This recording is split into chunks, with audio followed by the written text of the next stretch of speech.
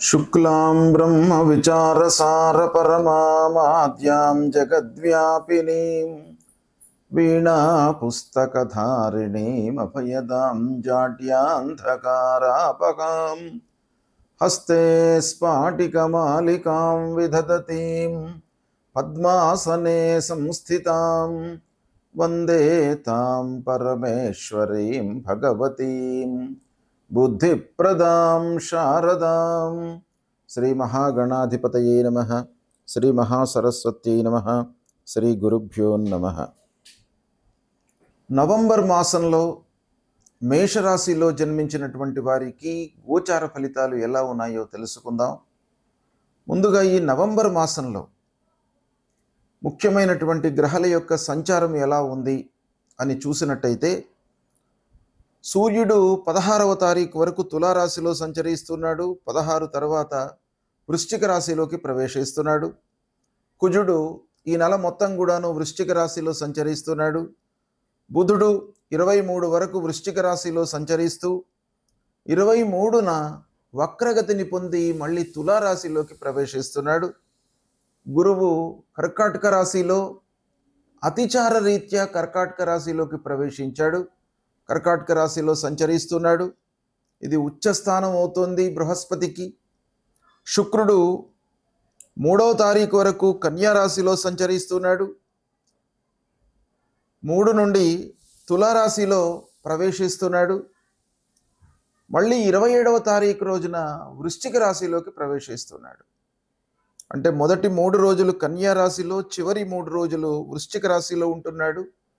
కానీ ఈ నవంబర్ మాసంలో ఎక్కువ రోజులు తులారాశిలో శుక్రుడి యొక్క సంచారము ఉంది. ఇక శనీశ్వరుడు మీనరాశిలో సంచరిస్తున్నాడు. రాహువు కుంభరాశిలో సంచరిస్తున్నాడు. కేతువు సింహరాశిలో సంచరిస్తున్నాడు. ఈ విధంగా గ్రహాల యొక్క సంచారం ఉంది. అయితే మేషరాశిలో జన్మించినటువంటి వారికి, అంటే జన్మ సమయంలో చంద్రుడు మేషరాశిలో ఉన్నటువంటి వాళ్లకు ఈ నవంబర్ మాసంలో గ్రహస్థితి ముఖ్యంగా చూసినట్టయితే, సూర్యుడు సప్తమ అష్టమ స్థానాల్లో సంచరిస్తున్నాడు, ప్రతికూలంగా ఉన్నాడు. కుజుడు అష్టమ స్థానంలో ప్రతికూలంగా ఉన్నాడు. బుధుడు సప్తమ అష్టమ స్థానాలలో సంచరిస్తున్నాడు. బుధుడి యొక్క సంచారము కొంత అనుకూలంగా ఉంది. ఇక శుక్రుడు సప్తమ స్థానంలో ఎక్కువ రోజులు ఉంటున్నాడు, ప్రతికూలంగా ఉన్నాడు. శనీశ్వరుడు ద్వాదశ రాశిలో ద్వాదశ స్థానంలో ఏలినాటి శనిగా సంచరిస్తున్నాడు, ప్రతికూలంగా ఉన్నాడు. రాహువు ఏకాదశ స్థానంలో ఉన్నాడు, ఇది చాలా అనుకూలమైనటువంటి అంశం. కేతువు పంచమ స్థానంలో ప్రతికూలంగా ఉన్నాడు. ఈ విధంగా ఈ స్థానాలలో మేషరాశి వారికి ఈ నవంబర్ మాసంలో ఉంది. అయితే ఈ గ్రహస్థితిని మనము చూసినట్టయితే వీటన్నిటినీ కూడాను క్రోడీకరించి సమన్వయంగా మనము చూసి ఫలితాలను చూసినట్టయితే ఈ మాసంలో ఓవరాల్గా గ్రహస్థితి ప్రతికూలంగానే ఉంది అని మనకు నిర్ధారణ అవుతుంది. కనుక కొంత జాగ్రత్తగా నిర్ణయాలు తీసుకోవడము అవసరము. రాహువు సరే 11వ స్థానంలో ఉన్నప్పటికీ మిగతా గ్రహాలన్నీ కూడాను ప్రతికూలంగా సంచరిస్తున్నాయి. ముఖ్యమైనటువంటి గ్రహాల యొక్క సంచారము అనానుకూలంగా ఉంది. కనుక ఆకస్మికంగా మనకు చేసేటువంటి పనుల లోపల ఆలస్యం గోచరిస్తోంది. కనుక మీరు ఏ పని ప్రారంభం చేసినప్పటికీ ముందు వెనుక ఆలోచించి ఆ పనికి సంబంధించినటువంటి విషయాన్ని కూలంకషంగా ఆలోచించి నిర్ణయాలు తీసుకోవడం చాలా మంచిది. ఇక ఈ ఆలస్యం మూలకంగా మీకు మనశ్శాంతి కూడాను కొరబడుతుంది. ఏ పని చేసినప్పటికీ సమయంలో మనకు పూర్తి కావట్లేదు అనేటువంటి భావన మీ మనస్సు లోపల ఒక స్థిరంగా ఏర్పడడం మూలకంగా మనశ్శాంతికి దూరమయ్యే అవకాశాలు ఉన్నాయి. కాబట్టి జాగ్రత్తగా చేసుకోవాలి. వృధా ఖర్చులు బాగా గోచరిస్తున్నాయి ఈ మాసంలో. కనుక మీరు ఖర్చులపై మనస్సు నిలపాలి. సరే, ఆదాయం ఉన్నప్పటికీ ఖర్చులపైన మనస్సు నిలపనట్టయితే మనము పొదుపు చేయలేనటువంటి పరిస్థితి ఉంటుంది. మళ్ళీ క్లిష్ట సమయంలో మన చేతిలో డబ్బు ఉండకుండా ఉండే పరిస్థితి ఏర్పడుతుంది. కనుక ఈ మాసములో ప్రత్యేకంగా మీరు ఖర్చులపైన మనస్సు నిలపాలి. ఇక ఉద్యోగస్తుల విషయం ఆలోచించినట్టయితే ఆల్రెడీ ఉద్యోగం చేస్తున్నటువంటి వాళ్లకు ఆఫీసులో శ్రమాధికం గోచరిస్తుంది, పని భారం పెరుగుతుంది, అనవసరమైనటువంటి పనులు మీకు అప్పజెప్పడము, తద్వారా మీకు బర్డెన్ ఫీల్ అయ్యేటువంటి అవకాశం బాగా కనబడుతుంది. ఇక ఆరోగ్య విషయం లోపల కూడాను జాగ్రత్తలు తీసుకోవాలి. ఈ నవంబర్ మాసంలో నిర్లక్ష్యం పనికిరాదు. బంధువర్గంతో కలహాలు తలెత్తే అవకాశం కనబడుతుంది కనుక బంధువర్గంతో మాట్లాడేటప్పుడు మీరు చాలా జాగ్రత్తగా ఉండాలి. ఆచితూచి మాట్లాడడం చాలా అవసరము.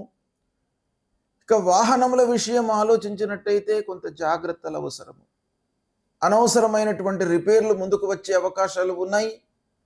వాహనముల మూలకంగా మీకు ఇబ్బందులు గోచరిస్తున్నాయి. ప్రయాణాలు కలిసి వచ్చినప్పటికీ వాహనముల మూలకంగా మట్టుకు కొంత మీకు ఇబ్బందులు ఉన్నాయి కాబట్టి వాహన విషయంలో నిర్లక్ష్యం చేయకూడదు. భూతగాదాలు ముందుకు వచ్చే అవకాశం కనబడుతుంది. తద్వారా మీరు ఖర్చులకు ఇబ్బందులు ఉన్నాయి. అంటే ఆల్రెడీ మీరు కొన్నటువంటి భూముల విషయం లోపల కూడాను డాక్యుమెంటేషన్లో కానివ్వండి, ఆ కొన్నటువంటి ఆ భూముల యొక్క హద్దుల విషయంలో కానివ్వండి, మీకు ఇబ్బందులు కలహాలు తలెత్తేటువంటి అవకాశాలు కనబడుతున్నాయి. ముఖ్యంగా మీరు ఈ మాసంలో మధ్యవర్తిత్వం చేయకూడదు.